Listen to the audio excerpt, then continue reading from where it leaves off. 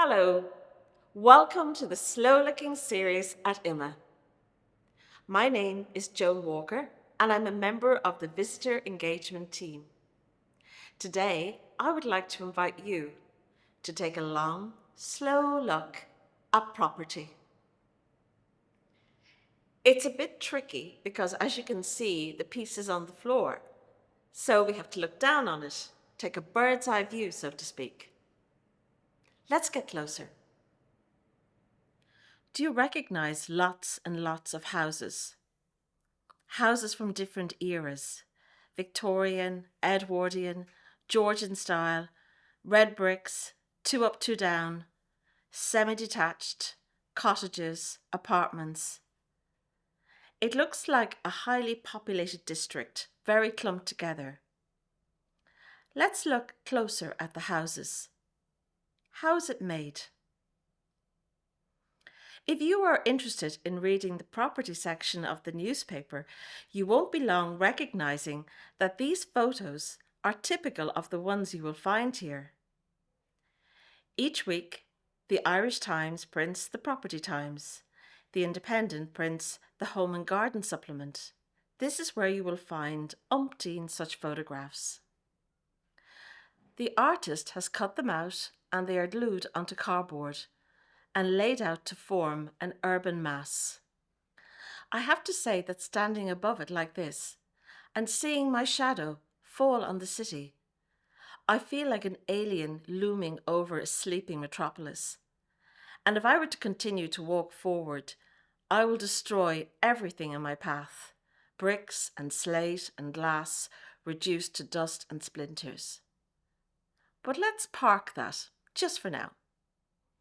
I would like to take this opportunity to say, though, that there are no right or wrong answers in art. Every thought you have is valid. Currently in Ireland, we are experiencing a property crisis. House prices are going up because of demand. Renting costs are astronomical. But when was there never a housing issue? As an onlooker, you could say that as a nation, we're slightly obsessed by land, by houses, mortgages, saving for a mortgage, trying to get a mortgage, trying to rent a home. The conversation goes on and on. Perhaps this is relevant in your life right now. Back in the late 1990s, this discussion was ongoing, much as it is now. Ireland's economy was growing, house prices were steadily going up, people were watching the value of their homes escalate. Can you relate to this? In 1998, two artists were resident here at IMMA. Their names were Hendrikje and Kühne Klein. They worked together in collaboration. Hendrikje comes from Germany and Kühne Klein comes from Switzerland. In Europe, there is not quite the same obsession with buying and owning a house. Renting is more common and the tenancy laws offer greater protection and standards. Klein and Kühne listened to the endless talk here on the radio, TV programs, among their friends and peers. The result of this listening is now before us because it provoked them to make this artwork. Property never fails to interest our visitors. Children love it. They can imagine building it themselves, placing their toy cars and people inside, introducing a Lego construction, and so on. It feeds the imagination. If you could, what would you like to add in here? What does it need to complete it, to complement it? Perhaps a shopping centre, a state-of-the-art hospital, a lake, a swimming pool. I don't see any cranes or building sites. Should there be more building happening? What about a train station and parks? There is very little green. How about a city park with a small forest? Do you think it's important to have nature, green spaces close by where you live? What other amenities are important to you? Running our eyes over this, as if you were flying in a plane above, coming in to land at the city airport. What colour do you see? Grey? Rusty red? Brown? Definitely muted, dusty colours of an old city. What colour is the town where you live? When I look out from the museum here, I see a lot of these colours, and fortunately a lot of green too. Cities and places can have a definite colour, some with beautiful, clean white buildings, or others with concrete and glass reflecting the blue sky.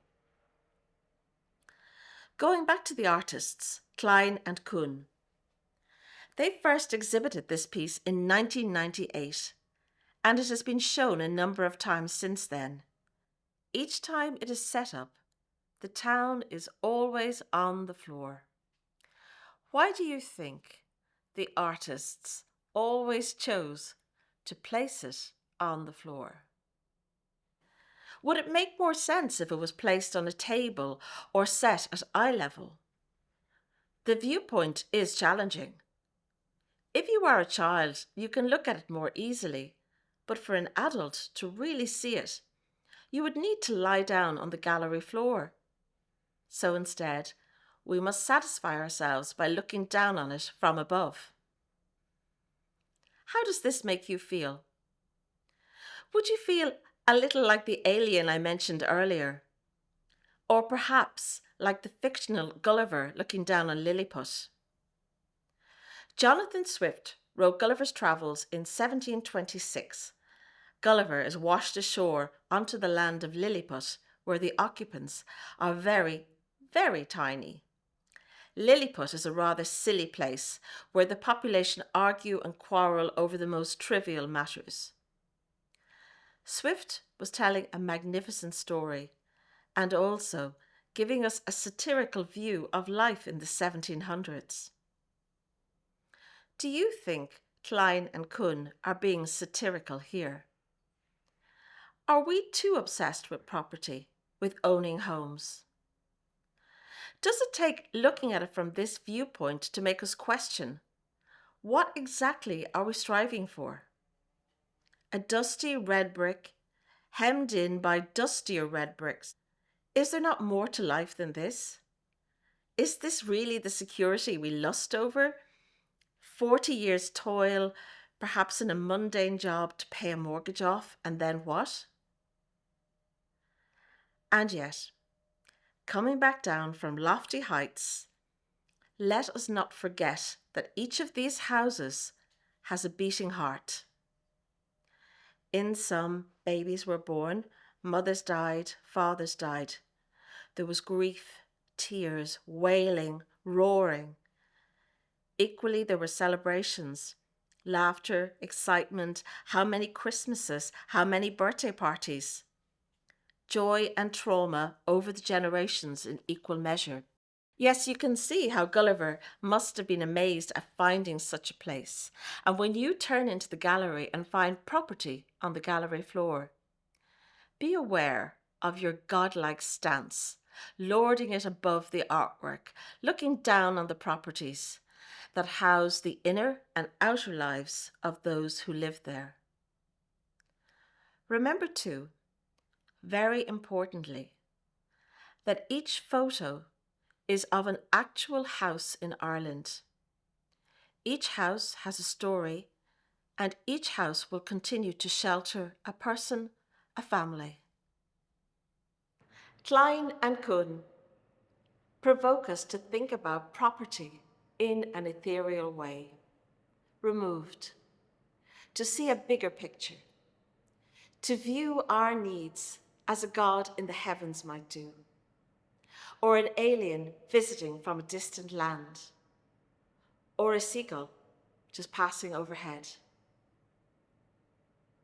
Thank you for joining me today at the Slow Looking series from IMMA.